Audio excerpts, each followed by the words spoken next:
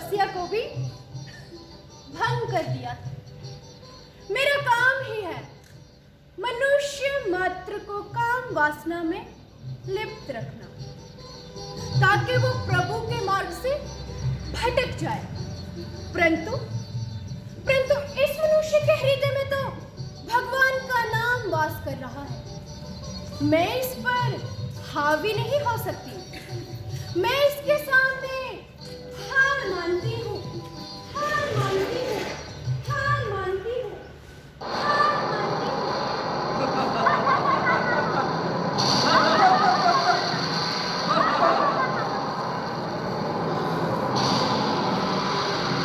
मैं क्रोध हूँ। हर प्राणी को अपने वश में रखकर उसे अनुचित कार्य करवाता हूँ। यानी मनुष्य रूहानी की तरक्की को मैं निगल जाता हूँ। यही नहीं, जब मनुष्य रूहानी तरक्की करता है तो मैं उसको क्रोध दिलाकर उसकी आत्मा की उन्नति को नीचे गिरा देता हूँ। पर क्या करूँ, इस मनुष्य के भीतर क्षमा भाव इस कदर बढ़ चुका है कि मैं चाह कर भी अपना प्रभाव नहीं डाल सकता, नहीं डाल सकता, नहीं डाल सकता।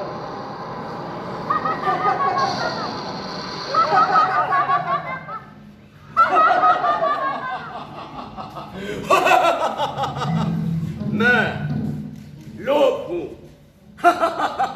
लोभ, समस्त प्राणी पाने की चाह में एक दूसरे से छीनकर अपनी पिपासा शांत करते रहते हैं, क्योंकि मैं उनकी कुछ पाने की भूख को कभी भी शांत नहीं होने देता हूं।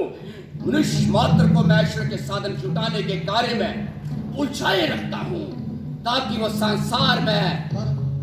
वो सांसारिक सुख प्राप्त कर सके।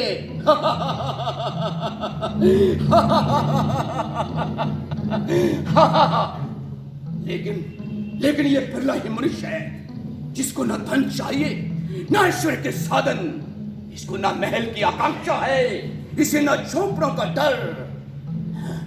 मेरा यहां से जाना ही उचित है, अन्यथा ये मनुष्य कहीं अपने सामर्थ्य से मुझे निर्बल न कर दे, मुझे निर्बल न कर दे, मुझे निर्बल न कर दे।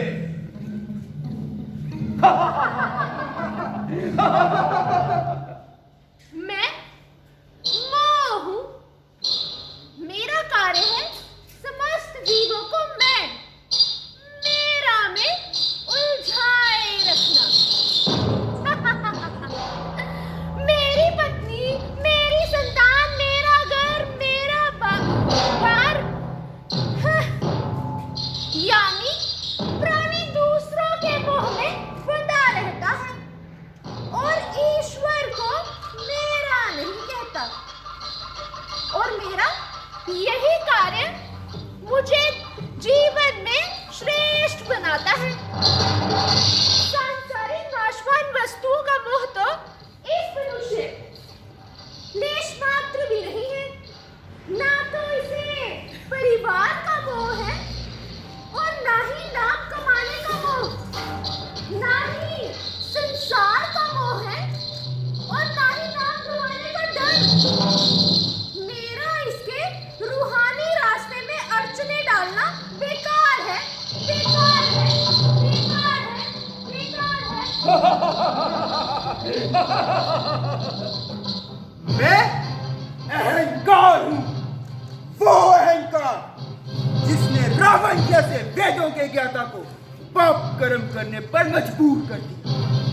रावण को उसके बल और बुद्धि पर मैंने अहंकार कराकर उसे प्रभु मार्ग के रास्ते से भटका दिया। पर ये मनुष्य, इससे तो बड़े बड़े महाराज प्रणाम करते हैं। ब्राह्मण समाज भी इसे मान्यता दे रहा है। जहां ये जाता है सब लोग इसे घेर लेते हैं। मैं इस मनुष्य से हार मानता हूं। मैं इसे प्रभु मार्ग के रास्ते से नहीं भटका सकता, नहीं भटका सकता, नहीं भटका सकता।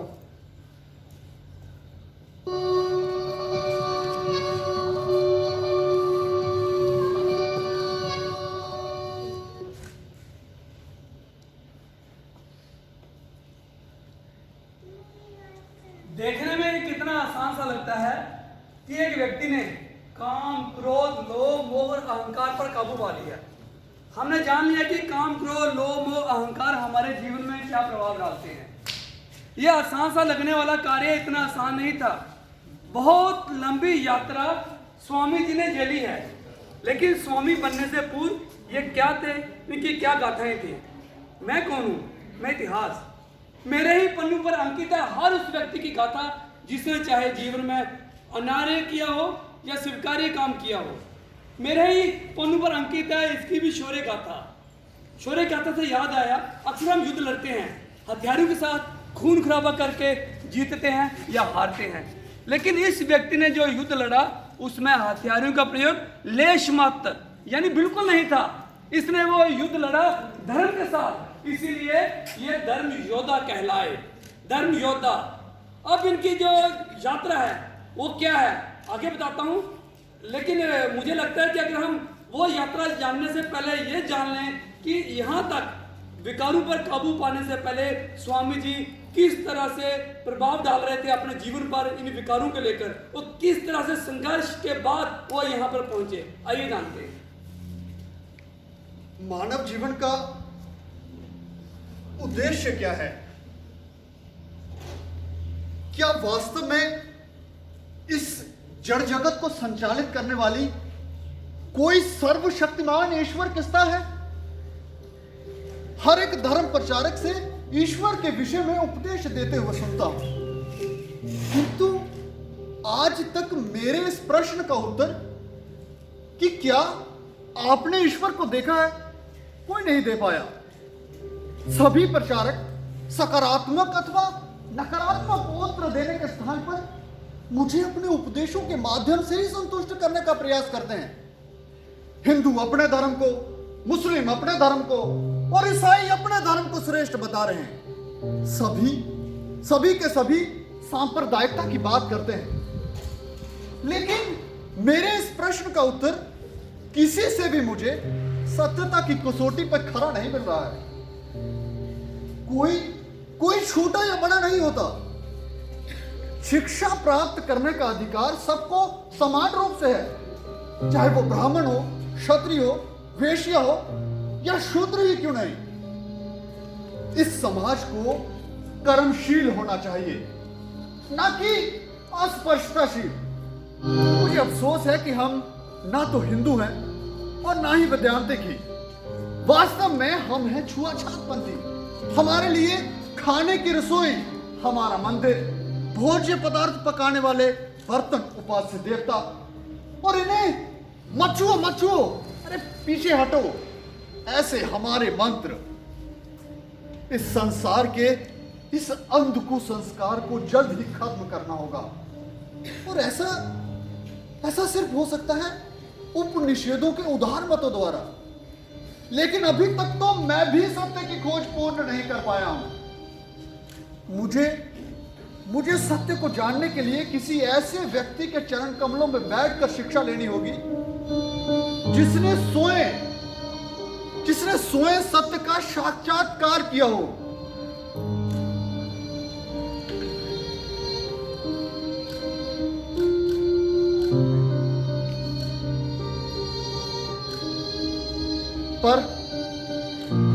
पर यदि मैं सत्य का साक्षात नहीं कर पाया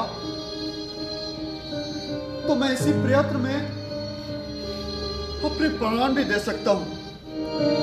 अपने प्राण मत देना, अभी तुम्हारे प्राणों की आवश्यकता है मुझे। मैं चाहता हूं कि तुम इस पावन अवसर पर एक भजन गाकर परमहंस जी का स्वागत करो। इस तरह स्वामी जी ने अपने मित्र के कहने पर विवेकानंद जी जाकर मिले किससे? स्वामी रामकृष्ण परमहंस जी। रामकृष्ण परमहंस जी जो इनके गुरु थे, वो जब मिले इन्होंने भजन गाया। भजन उन्हें इतना प्रिय लगा कि उन्होंने स्वामी जी को अपने यहाँ दक्षिणेश्वर जहाँ वो रहते थे वहाँ बुलावा दे दी कि आइए। लेकिन नरेंद्र ने उनका वो बुलावा बड़े हल्के में लिया, और उसके बाद वो ब्रह्म समाज के एक वन के कार्यकर्ता उसी को उलझ गए कि आगे की यात्रा कैसे शुरू की जाए, सत्य को कैसे खोजा जाए, अपने संघर्ष को कैसे जीता जाए। लेकिन वो स्वामी रामकृष्ण परमहंस को बिल्कुल भूल गए। आगे देखते हैं क्या होता है।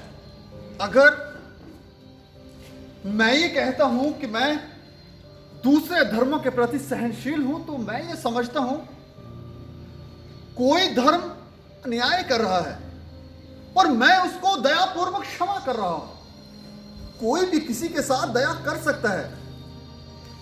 यह समझना क्या ईश्वर के ऊपर दोषारोपण करना नहीं।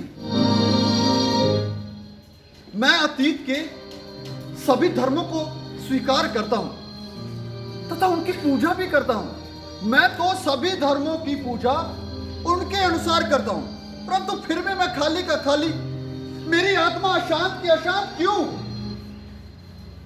क्या ईश्वर नहीं चाहते कि मैं सत्य का साक्षात्कार कर पाऊं? कुछ भी हो जाए, कुछ भी हो जाए, मैं अंतिम सांस तक प्रयत्न करता रहूंगा। मैं ईसाइयों के गिरजाघर में जाकर क्रॉस के सामने घुटने टेकूंगा।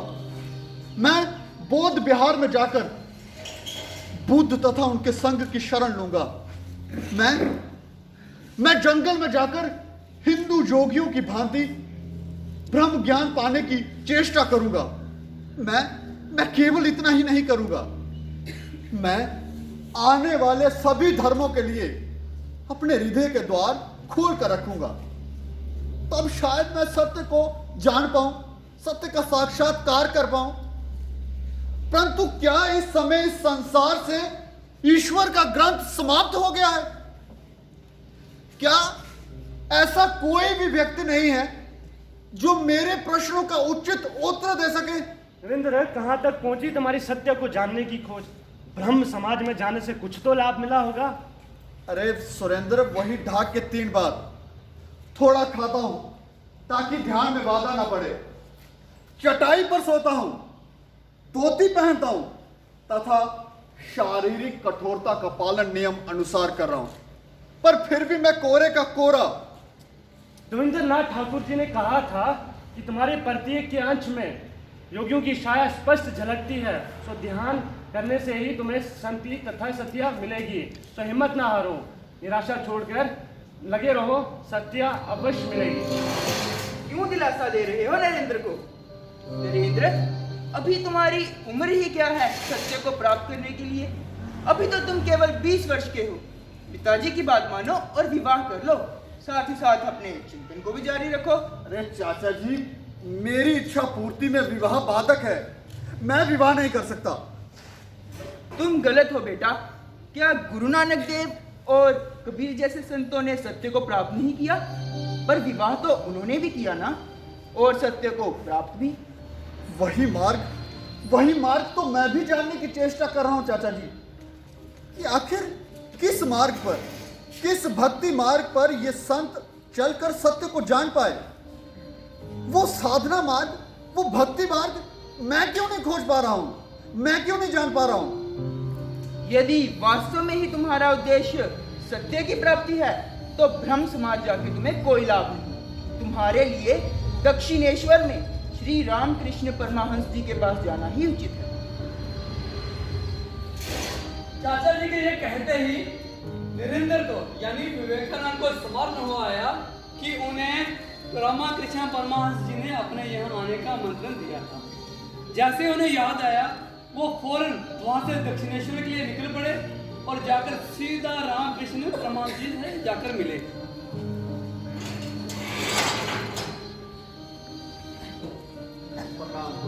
आओ नरेंद्र, आओ। मैं कब से तुम्हारी ही प्रतीक्षा कर रहा था। विषयी लोगों से बातें कर करके मेरा मुंह जल गया। आज तुझ जैसे सच्चे त्यागी से बात करके मेरे मन को शांति मिलेगी। आप मेरी प्रतीक्षा क्यों कर रहे हैं? मैं तो एक नादान लड़का हूं, भटक गया हूं और मार्ग की तलाश पर हूं। तू अपने विषय में कुछ नहीं जानता, किंतु मैं जानता हूँ। अरे तू सप्त ऋषि महामंडल का महर्षि है, नरूपी नारायण है तू। जीवों के कल्याण के लिए ही तूने देह धारण की है। ये तो मेरा पागलपन है। मैं विश्वनाथ जी का पुत्र हूँ और ये मुझे क्या कह रहे हैं? मुझे वचन दे कि तू मुझसे मिलने फिर आएगा और जल्दी आएगा। नरेंद्र ने स्वामी रामकृष्ण परमहंस जी से पीछा छुड़ाने के लिए वचन तो दे दिया, लेकिन मन ही मन में ये तय कर लिया कि मैं कभी भी लौट कर नहीं आऊंगा। लेकिन ऐसा नहीं हो पाया। एक माह पश्चात यानी 1 महीने के बाद वो फिर स्वामी जी के पास आ पहुंचे। प्रणाम स्वामी जी। आओ नरेंद्र, मुझे आज पता नहीं क्यों लग रहा था कि तुम मुझसे मिलने अवश्य आओगे।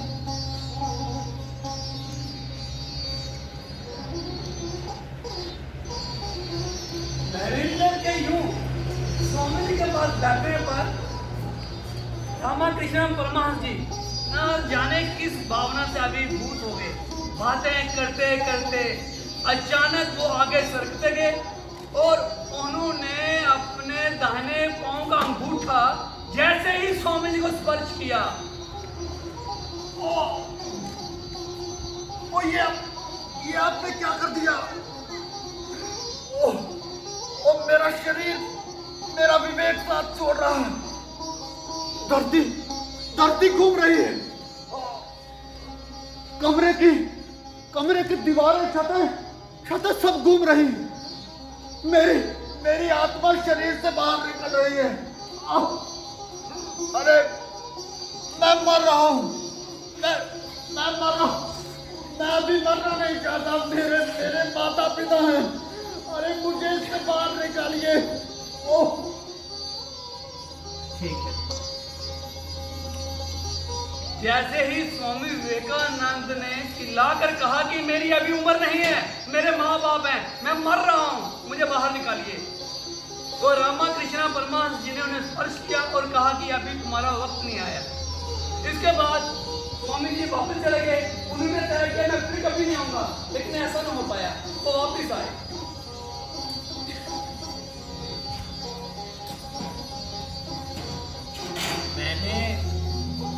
मैंने भाव में देखा है, केशव ने जिस शक्ति के बल पर प्रतिष्ठा प्राप्त की थी, नरेंद्र में वैसी 18 शक्तियां हैं।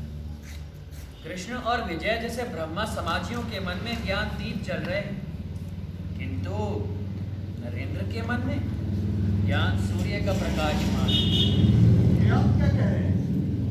कहाँ ये ब्रह्म समाज के विश्व विख्यात लोग और कहाँ मैं अंधेरे में भटकने वाला नगण्य लड़का नरेंद्र। लोग सुनेंगे तो आपको पागल कहेंगे। अरे कहते हैं तो कहने दो, मैंने स्वयं से तो कुछ नहीं कहा, जो माँ काली ने कहा सो कह दिया। कैसे मानूं कि माँ ने कहा है? मुझे तो लगता है ये आपके दिमाग का भ्रम है। पाश्चात्य विज्ञान ने ये बात प्रमाणित कर दी है कि कई बार हमें नाक, कान, आंखें ये सब इंद्रियां भ्रमित कर देती हैं और समय समय पर धोखा देती हैं। आपको मुझसे प्रेम है, इसीलिए आप इन सब में मुझे बड़ा देखना चाहते हैं। हो सकता है आपको इसलिए ऐसे दर्शन होते हैं। मैं तुम्हें अत्यंत प्रेम करता हूँ। दरअसल माँ ने मुझसे कहा है कि नरेंद्र में तुझे साक्षात नारायण दिखाई देते हैं, और जब तक मैं तुझे देख न लूँ मेरा चित्त अशांत रहता है। जिस दिन तेरे अंदर मुझे नारायण दिखने बंद हो जाएंगे तो तुझसे प्रेम भी खत्म हो जाएगा। तो नारायण होने से कैसा डर? अच्छा एक बात बता, तू जानना चाहता है ना कि ईश्वर क्या है, ईश्वर कहाँ है? तूने मुझसे एक सवाल भी पूछा था जी कि लोटा, वस्तु अथवा ये सारे क्या ईश्वर है? याद है मैंने तुझसे कहा था कि तब इस प्रश्न का उत्तर नहीं था, क्योंकि तब समय उचित नहीं था। आज बताता हूँ कि हाँ, हर जगह ईश्वर है, हर वस्तु में ईश्वर है, किंतु जब तक हम ईश्वर की सत्ता को पा नहीं लेते, उसके विषय में जान नहीं लेते, हम ईश्वर को पा नहीं सकते, उसे देख नहीं सकते। अच्छा, अगर मैं तुमसे कहूँ कि एक बीज के अंदर एक विशाल वृक्ष मौजूद है, तो आप सब मेरी बात मान लो, क्योंकि आपने उस बीज को बोते हुए, उसे अंकुरित होते और उसे एक विशाल वृक्ष में परिवर्तित होते देखा है। किंतु अगर यही बात मैं एक बच्चे से कहूँ तो वह नहीं मानेगा, हमारा मजाक उड़ाएगा, हमसे हंसेगा, क्योंकि उसका ज्ञान सीमित है। इसी प्रकार जब तक आप ईश्वर के बारे में जान नहीं लेते, आप ईश्वर को देख नहीं सकते। क्या आपने ईश्वर के दर्शन किए?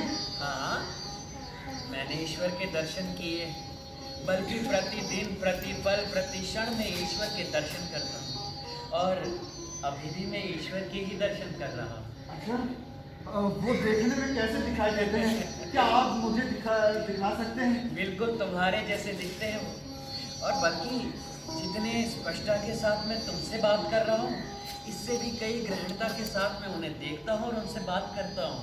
अच्छा, क्या आप मुझे भी ईश्वर दर्शन करवा सकते हैं? हाँ, क्यों नहीं, किंतु उसके लिए तुम्हें अपना पूर्ण समर्पण मुझे करना होगा, बिना कुछ कहे, बिना कुछ सोचे, बिना कुछ समझे। जैसा मैं कहूँ तुम्हें वैसा करना होगा। मंजूर है? हाँ हाँ हाँ, मुझे मंजूर है। मुझे बस उस ईश्वर को पाना है, उसे देखना है। अरे कैसा पाना उस ईश्वर, कैसा देखना उस ईश्वर। ईश्वर तो समस्त संसार के हर प्राणी, हर जगह मौजूद। मेरे अंदर है, तुम्हारे अंदर है। मेरे अंदर भी? हाँ हाँ, तुम्हारे अंदर। मान लो कि हम दूध को देखते हैं, किंतु उसमें मौजूद घी को हम देख पाते हैं नहीं ना। तब तक जब तक हम दूध को दही की तरह जमा न लें, फिर दही को मथ कर मक्खन निकाल कर उसको अग्नि पर तपाकर उसमें से घी ना बना लें। अच्छा, घी में तो सुगंधी होती है ना, परंतु जिस दूध से वो घी बनता है, क्या उसमें वो सुगंधी होती है? गुरुदेव, मैं ज्ञानहीन हूँ, मेरी बुद्धि, मेरा विवेक सब छोड़ गई है। कृपया आप मुझे सरल शब्दों में समझाइए ना। तो सुनो नरेंद्र, मान लो कि तुम दूध और ईश्वर घी, तो तुम्हें घी तक पहुंचने के लिए, यानी कि ईश्वर तक पहुंचने के लिए पहले खुद को दही की तरह जमाना होगा। फिर गुरु की शिक्षा दी हुई अनुसार अपने विकारों पर काबू पाकर अपने आप को मथ कर मक्खन की तरह निर्मल बनाना होगा।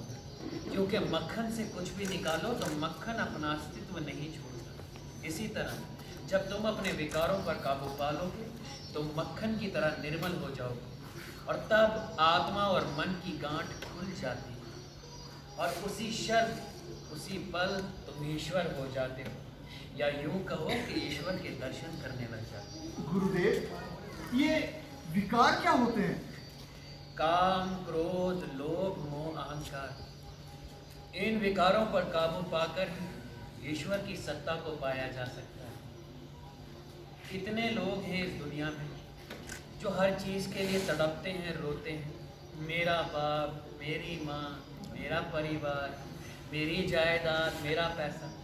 किंतु कितने मनुष्य हैं जो ईश्वर को पाने के लिए ऐसे ही रोते और तड़पते हैं? कभी देखा? नहीं ना। अगर हम ईश्वर को पाने के लिए भी उसी लालसा के साथ, उसी लालच के साथ तड़पेंगे, रोएंगे, गिड़गिड़ाएंगे, तो निश्चय ही ईश्वर की प्राप्ति होगी। इस प्रकार नरेंद्र की जिज्ञासा शांत हो गई। उन्होंने ईश्वर संबंधी सारा ज्ञान प्राप्त कर लिया था। तत्पश्चात वह साधना में लग गए, लेकिन अचानक एक दिन उनके पिता की दिल की बीमारी से मृत्यु हो गई।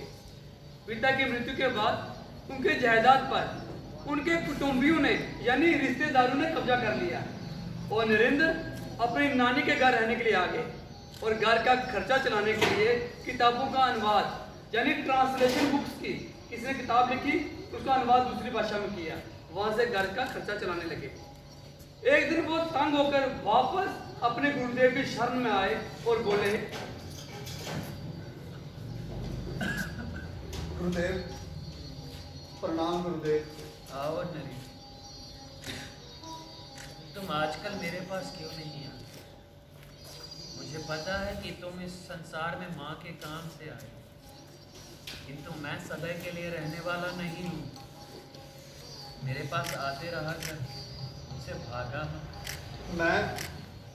मैं भाग नहीं रहा हूँ गुरुदेव, बल्कि परिस्थितियां ही कुछ ऐसी आन पड़ी हैं कि मैं चाहते हुए भी आपके पास नहीं आ पा रहा हूँ।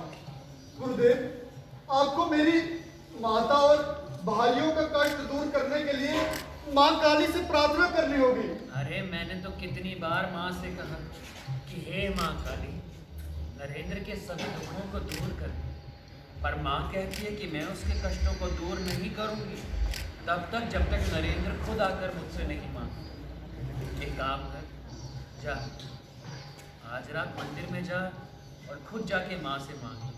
जा, जय माता। ऐसा कहते ही स्वामी जी काली माँ के समक्ष मंदिर में चले गए और माँ से मांगने लगे।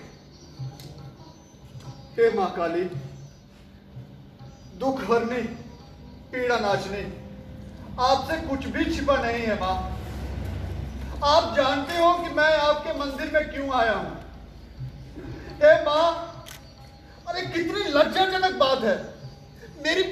मेरी बुद्धि कितनी खराब हो गई है जो मैं जग जननी से वो सांसारिक सुख मांगने आया हूं जो क्षणिक है, नाशवान है। क्या मैं वही नरेंद्र हूं जो ईश्वर को दृढ़ता से पाना चाहता था, और आज मैं अपना वो कर्तव्य, वो ईश्वर को पाने की इच्छा, वो सब भूल गया हूं। अब तो मैं भी सांसारिक मोह में फंस कर रह गया हूं। मोह, गुरुदेव ने तो मोह को भी भक्ति मार्ग में एक घातक विकार माना था। नहीं, मुझे इन विकारों को दूर भगाना है, मुझे इनसे दूर जाना है, मुझे ईश्वर को पाना है। हे माँ, मुझे क्षमा कर दे माँ, क्षमा कर दे। इस तरह नरेंद्र कई बार माँ के समक्ष मांगने गए। जब वो गुरु के पास जाते हैं वो कहते हैं माँ काली से मांगो, वो आते लेकिन चाह कर भी वो कभी ना मांग पाए, और यदि मांगते तो सारे संसार की खुशी मांगते। और अंत में वो अपने गुरु के पास गए और उनसे बोले, नरेंद्र, तुम माँ से अपने कष्टों को दूर क्यों नहीं कर पा रहे? क्यों नहीं उनसे कुछ मांग पा रहे तुम? गुरुदेव, मैं माँ से मांगने जाता हूँ, पर उनके सामने जाते ही मुझे ये सब मांगने में लज्जा अनुभव होती है। मैं नहीं मांग पा रहा हूँ गुरुदेव। अरे नरेंद्र, जिस चीज की तुम्हें लालसा ही नहीं, भला तुम वो माँ से मांग भी कैसे सकते हो? अच्छा सुन, मैंने कठिन साधना द्वारा ये अष्ट सिद्धियां प्राप्त की हैं। मैं इनका कभी उपयोग नहीं कर पाया। इन्हें दूर रख दे, तेरे काम आ जाएंगी शायद। क्या गुरुदेव इन अष्ट सिद्धियों से ईश्वर की प्राप्ति होगी? नहीं, ईश्वर प्राप्ति तो नहीं होगी, किंतु संसार का कोई भी सुख तू पा सकता है। तो गुरुदेव, मुझे ये अष्ट सिद्धियां नहीं चाहिए, मुझे बस ईश्वर को पाना है। इस तरह स्वामी विवेकानंद कभी भी ईश्वर से कुछ ना मांग पाए सिवाय उसकी भक्ति के। और आखिरकार एक दिन उनके गुरु रामाकृष्ण परमहंस अगस्त 1886 में ये देह छोड़ गए। उसके पश्चात रामाकृष्णा का एक मठ वाराणसी में स्थापित किया स्वामी विवेकानंद जी ने। उसके बाद वहाँ शिष्यों को बिठाकर स्वामी विवेकानंद पूरे भारत का भ्रमण करने लगे। केदारनाथ, बद्रीनाथ, हिमालय, कश्मीर, सब जगह घूमते रहे। और घूमते घूमते उन्होंने देखा कि हिंदुस्तान में गरीबी कितनी है, छुआछूत कितनी है, भ्रष्टाचार, हर एक चीज वो देखते चले गए। यहाँ पे पढ़ा नहीं जा रहा है, लोग अनपढ़ हैं, क्योंकि उन्होंने ये देखा कि जो हम अज्ञानता है, जो हम गुलाम हैं, उसका मेन कारण यही है, मुख्य वजह यही है कि हम लोग पढ़े लिखे नहीं हैं। तो उन्होंने ये सोचा कि क्यों ना इसके लिए मैं जाके विदेशों से यानी फॉरेन से पैसा लाऊं। लेकिन स्वामी जी के पास इतना पैसा भी नहीं था कि वो फॉरेन जाकर वहाँ से पैसा लाते और अपने हिंदुस्तान में विश्वविद्यालय यूनिवर्सिटी लाते। लेकिन आखिर उन्होंने ये मालूम पड़ा कि अलवर के महाराज अगर वो चाहें तो वो उन्हें विदेश भेजने की व्यवस्था कर सकते हैं। इस तरह से स्वामी जी अलवर जा पहुंचे, अलवर के महाराज से मिलने।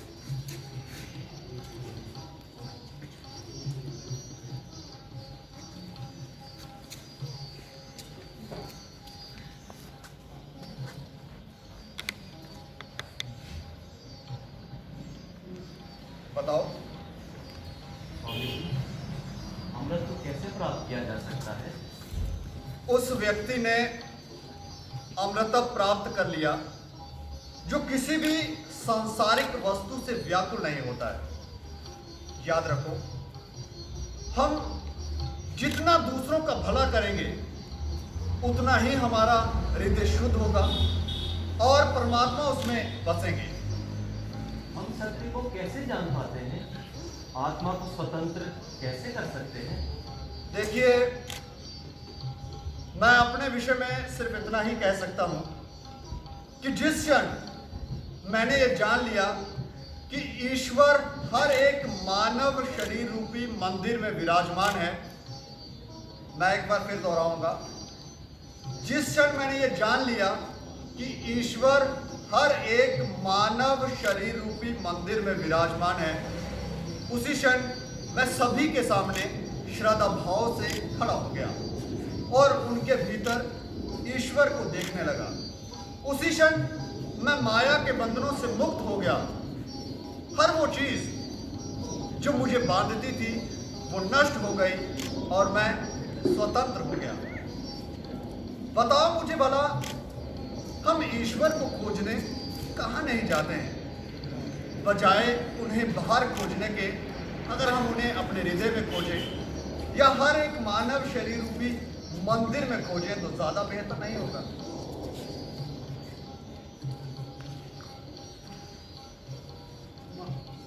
बैठ जाइए। बैठिए बैठिए। स्वामी जी, मैंने सुना बड़े विद्वान व्यक्ति हैं। यदि आप चाहें तो पुरुषोर धनोपार्जन कर सकते हैं, फिर भी आपने ये भिक्षावृत्ति का अवलंबन क्यों किया? महाराज, पहले आप मेरे एक प्रश्न का उत्तर दीजिए। जी। आप अपने राज्य कार्य की अवहेलना करते हुए अपने दोस्तों के साथ शिकार और आमोद प्रमोद पर क्यों निकल जाते हैं? क्यों जाता हूँ ये नहीं बता सकता, और इतना अवश्य बता सकता हूँ, ये सब मुझे भाता है। यही बात महाराज मुझ पर भी लागू होती है। भिक्षा मांगने से मेरे अंदर का अहंकार मर जाता है, इसीलिए मैं भिक्षा मांगता हूँ। स्वामी जी, मूर्ति पूजा में मेरा तनिक भी विश्वास नहीं है, इसके लिए मेरी क्या गति होगी?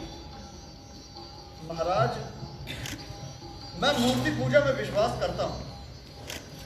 मुझे लगता है आप मेरा मखौल उड़ा रहे हैं। नहीं स्वामी जी, हकीकत में मैं मिट्टी, लकड़ी, पत्थर अथवा किसी भी धातु की बनी हुई मूर्तियों की पूजा करता नहीं और अन्य लोगों की तरह नहीं पूजता। इसके लिए मुझे परलोक में कठोर दंड मिलेगा। महाराज, क्या आप ईश्वर को मानते हैं? मानता हूँ तथा उनकी पूजा भी करता हूँ, पर मूर्ति रूप में। अपने विश्वास के साथ ईश्वर की पूजा अर्चना करने से परलोक में क्यों बड़ा दंड मिलेगा?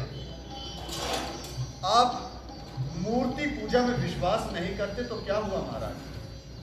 क्या इस वक्त आपका कोई चित्र है यहाँ पर? हाँ है, वह सामने दीवार पे टंगा हुआ है। जाओ जरा उस चित्र को मेरे पास लेके आओ।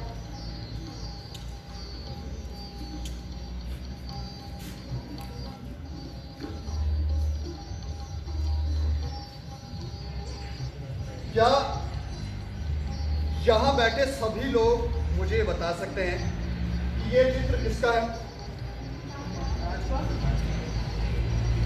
अच्छा, बहुत अच्छा, अभी आपको ये सब पता है। आप एक काम करिए, आप सभी लोग इस चित्र पर थूक दीजिए। अरे आप लोग इतने हैरान क्यों हो रहे हैं?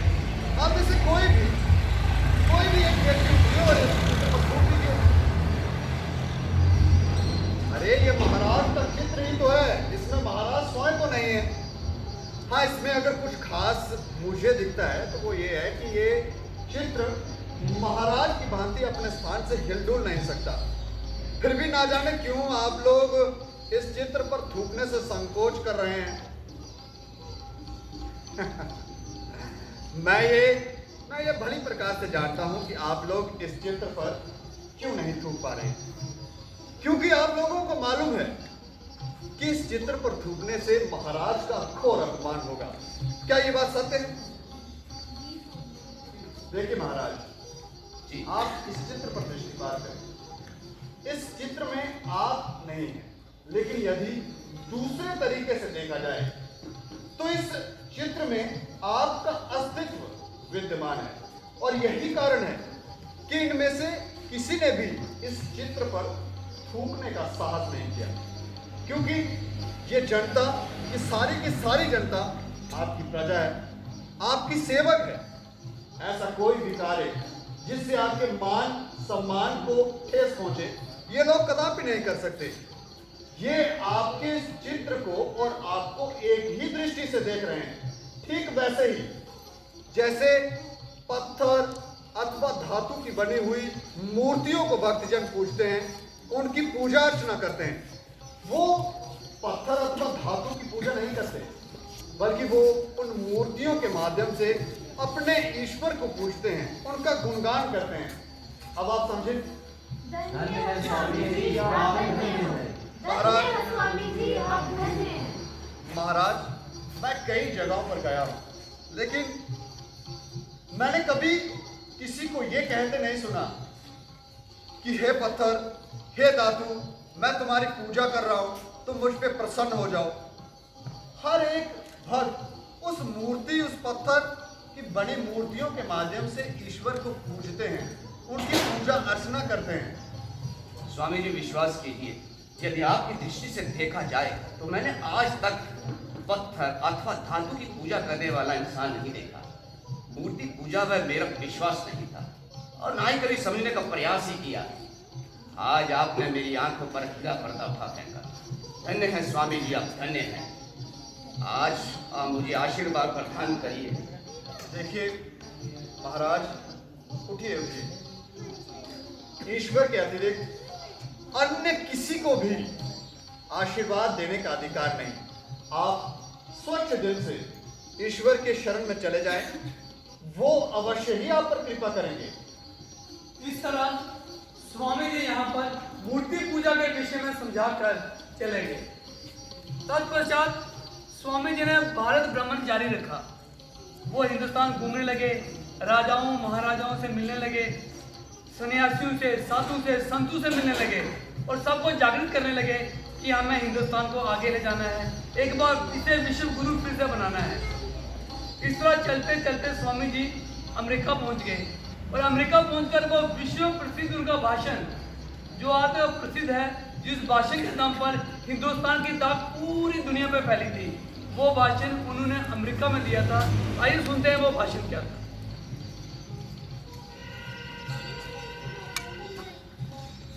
मेरे अमेरिकी भाई और बहनों,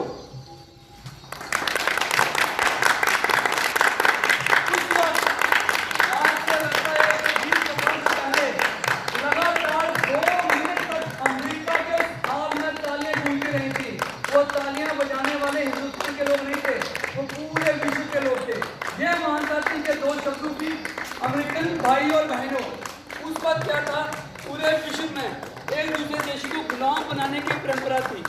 कोई भी किसी को भाई की दृष्टि से नहीं देखता था। तो स्वामी जी ने अपना संबोधन ही शुरू किया कि मेरे प्यारे भाई और बहनों। उनकी सोच ने पूरे विश्व को हैरान कर दिया था। वो उस समय अखबारों की सुर्खियों में छा गए थे। आइए सुनते हैं स्वामी जी का भाषण। आपके स्नेहपूर्ण और जोरदार स्वागत से मेरा हृदय अपार हर्ष से भर गया है। मैं आपको दुनिया के सबसे पौराणिक भिक्षुओं की तरफ से धन्यवाद देता हूं। मैं आपको सभी धर्मों की जननी की तरफ से धन्यवाद देता हूं और मैं आपको सभी जाति संप्रदाय के लाखों करोड़ हिंदुओं की तरफ से धन्यवाद देता हूं। मेरा धन्यवाद उन भक्तों को भी है जिन्होंने इस मंच से यह कहा है कि सहनशीलता का विचार सुदूर पूर्व के देशों से फैला है।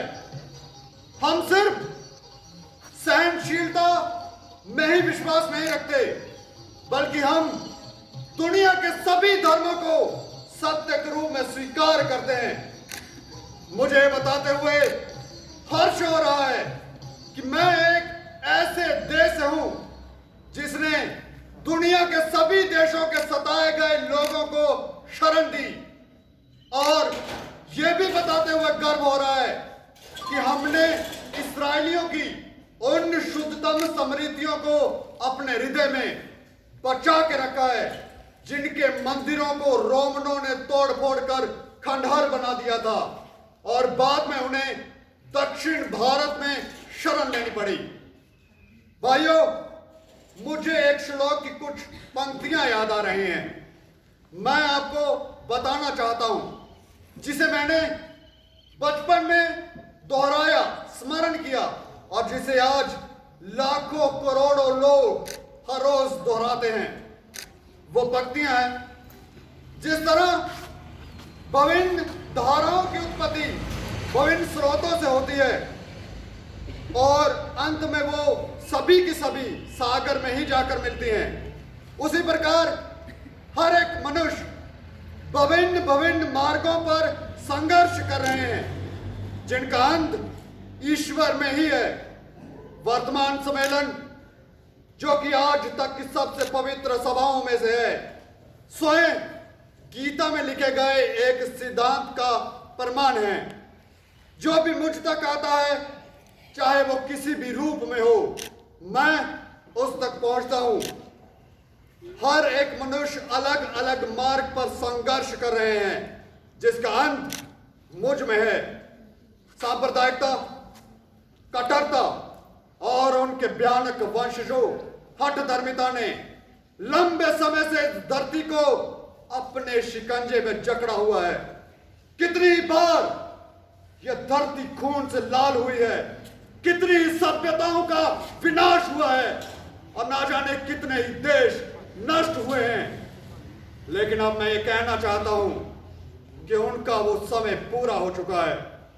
मुझे उम्मीद है आज इस सम्मेलन का शंखनाद सभी हठधर्मिता, चाहे वो कलम से हो या फिर तलवार से, हर तरह के कलेश के बीच की जो दुर्भावना है, उनका विनाश करेगा। धन्यवाद।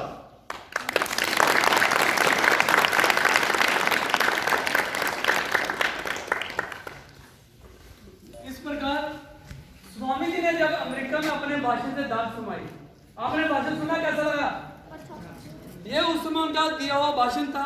ये भाषण पूरी दुनिया के अखबारों में उस वक्त, यानी कि लगभग आज से 124 वर्ष पहले, 124 वर्ष सोच लीजिए कितना होता है, तब कितना ये माध्यम था, लोग पैदल चलते थे। उस वक्त पूरी दुनिया में उनका ये भाषण गूंजा, अखबारों में चर्चा का विषय बना, और बहुत से धर्मों के लोग, अंग्रेज या इटली के रहने वाले या पारसी जैनी, सब उनके जो अनुयायी बन गए, यानी शिष्य बन गए। और उसके बाद स्वामी जी ने हिंदुस्तान में आकर अपना भ्रमण जारी रखा। वो हिमालय के दुर्गम स्थानों, आज अगर 4 धाम की यात्रा जाते हैं, बद्रीनाथ केदारनाथ, हम चल नहीं पाते हैं। वो उस वक्त पैदल चलते रहे, और चलते चलते उनका जो स्वास्थ्य था वो खराब हो गया। और 39 वर्ष की उम्र में, सिर्फ 39, 40 से भी कम उम्र की आयु में, उन्होंने 1904 जुलाई 1904 को अपने जो प्राण थे वो त्यागे और इस देश को छोड़कर चले गए, इस दुनिया से विदा कर गए। लेकिन जाते जाते उन्होंने जो हमारे वेद थे उसे पूरी दुनिया में प्रचारित करके कि वेदों में क्या छुपा है, जो हमारी दवाइयाँ बनती हैं वो उसका वेदों में जो है ज्ञान दिया गया, जो अस्त्र परमाणु बम बन रहे हैं, जो जहाज उड़ रहे हैं, उनका वेदों में ज्ञान है, वो सारा उन्होंने पूरी दुनिया में फैलाया। तो ये थे स्वामी जी, जो एक तरह का धर्म युद्ध लड़कर, धर्म योद्धा का काम करके और हमारे हिंदुस्तान का नाम करके। आइए उनके नाम पर तालियां मिले।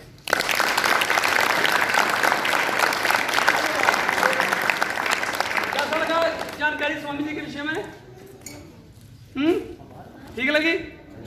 इसमें एक छोटा सा किस्सा भी सुनाता हूँ आपको अब मैं, क्योंकि टाइम हो रहा है। छोटा सा किस्सा, जब वो उनसे ना अंग्रेज मिलने आए स्वामी जी से, अंग्रेज आज स्वामी जी से मिला। सुनो बेटा, किस्सा सुनो।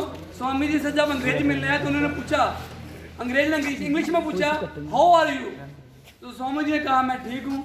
अंग्रेज को लगा शायद इनको इंग्लिश नहीं आती, उसने कहा ओके आप क्या कर रहे हैं? उन्होंने कहा I am studying and preaching. उन्हें इंग्लिश में बोला, वो हैरान हो गया। तो बाद में स्वामी जी के शिष्य ने पूछा कि आपको इंग्लिश आती थी? जब उस अंग्रेज ने इंग्लिश में बात की तो आपने हिंदी में क्यों बोला? तो स्वामी जी ने बोला जब वो इंग्लिश में बात कर रहा था, वो अपनी मातृ जो भाषा है, जो हमारी लैंग्वेज जैसे हमारी डोगरी है, वो उसको इज्जत दे रहा था, उसका सम्मान कर रहा था। तब मैंने अपनी मातृभाषा हिंदी को सम्मान दिया। लेकिन जैसे ही वो अपनी भाषा छोड़कर मेरी मातृभाषा को सम्मान देने लगा, तो मैंने उसकी मातृभाषा यानी लैंग्वेज को सम्मान दिया।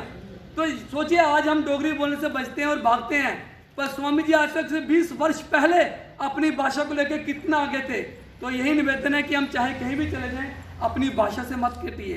हम अगर मुंबई जाते हैं, लोग मराठी नहीं छोड़ते, पंजाब वाले पंजाबी नहीं छोड़ते, हरियाणवी नहीं छोड़ते। अगर सोच में चले जाओ जो हमें समझ भी नहीं आती, वो अपनी ही छोड़ते, हम अपनी डोगरी छोड़ते जा रहे हैं। सो अपनी भाषा से कटिए मत।